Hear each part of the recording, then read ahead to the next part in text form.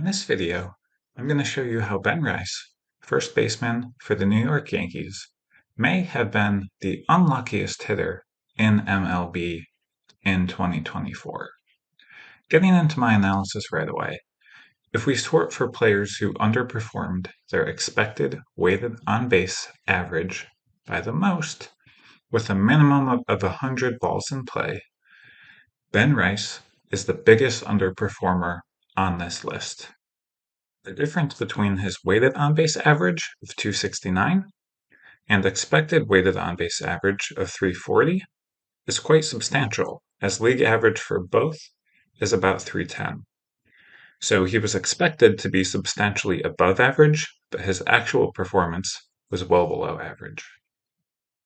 I also used Baseball Savant's player similarity tool to find similar players to Ben Rice's 2024 season, and we see names like J.D. Martinez, Shea Langeliers, Christian Walker, Pete Alonso, Tyler Ward, Kyle Schwarber, Ellie De La Cruz, Brent Rooker, Austin Riley, and Matt Olson, most of which are perennial MLB All-Stars.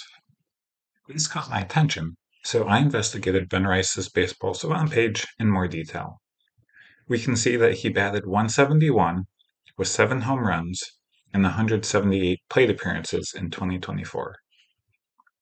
This overall performance equated to a 73 WRC+, well below the league average of 100, but was accompanied by some great underlying process stats under the hood, if you will.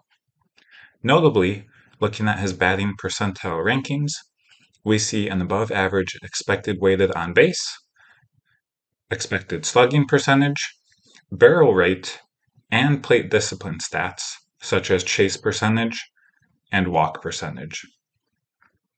He also had an extremely low BABIP of just 186, where league average is near 300, and a near league average expected batting average of 235. These metrics suggest that Ben Rice had quite bad luck on balls in play. If we also scroll down to his expected home run table, Ben Rice's expected home runs matched or exceeded the 7 home runs he hit for every MLB park, and he had as many as 13 expected home runs if he played all of his games in the Nationals, Reds, or Dodgers parks. I was especially impressed by his plate discipline skills, so I pulled up Ben Rice's swing take profile on Baseball Savant. Here we can see that Ben Rice swung at 81% of pitches in the heart of the zone compared to 74% for the league average. So he was more aggressive on good pitches to hit than league average. We see for pitches in the shadow of the zone, he swung at 49% compared to 53% for league average. For pitches in the chase zone, he swung at 14% compared to 23% for league average. And waste pitches, he swung at only 2% compared to 6% for league average. So, for all parts of the zone outside of the heart, Ben Rice took more pitches than league average, showing great plate discipline. This is exactly what you want to see from a hitter to maximize damage on the most valuable pitches to be swinging at. I remember watching some Yankees games and being really impressed with Ben Rice's zone awareness, which matches what these plate discipline metrics are showing. So, I found some plate appearances to go over that illustrate this great plate discipline. Let's begin with Rice's third at-bat against Charlie Morton on June 22nd. The first pitch is a nice take of a cutter down and in, and the second is an even better take of a curveball just below the zone, which would have started out looking like it was a strike almost the whole way to the plate. So that's one I love to see. He follows that with another take of a cutter, although this one probably didn't really look like a strike out of the hand. And last, Rice takes another cutter that was reasonably close to the zone, so a nice quality plate appearance overall here to draw the walk. Next, let's watch Rice's third at-bat against Cade Povich from July 12th, so a left-on-left matchup here. Rice has played his way up the lineup and is now hitting cleanup for the Yankees.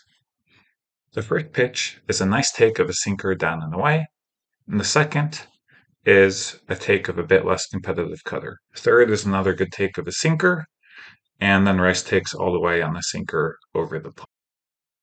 3-1, Rice swings over a nice cutter at the bottom of the zone, but then he's able to hold up on the sinker inside to work the walk. Next, let's watch Rice's second at-bat against Eflin on July 19th, where Rice is now hitting leadoff for the Yankees. Eflin doesn't walk too many guys, and I think this is the most impressive plate appearance of the three. First, he takes a very tempting changeup just below the zone, and then takes a cutter that paints the bottom of the zone. The third pitch is a sweeper that he swings through to make the count 1-2. He battles back, taking the sinker inside, and then shows a great eye to spit on a four-seam that just misses the corner. With the count full, he fouls off a four-seam that's a bit outside, but this had a bit of Italian action, so that would have looked like a strike most of the way, and not at all be a bad swing decision with 2 strikes. Rice then earns the walk with another great take, this time of cutter. Ben Rice would eventually encounter some struggles and lose his spot hitting leadoff, and then later as an everyday regular. But, taking a close look at his underlying process statistics, I'm very impressed. He showed great plate discipline and great power, although I would expect some regression to the mean to happen, especially for his power metrics like his barrel rate. His plate discipline was very impressive, and I think he got quite unlucky with balls in play.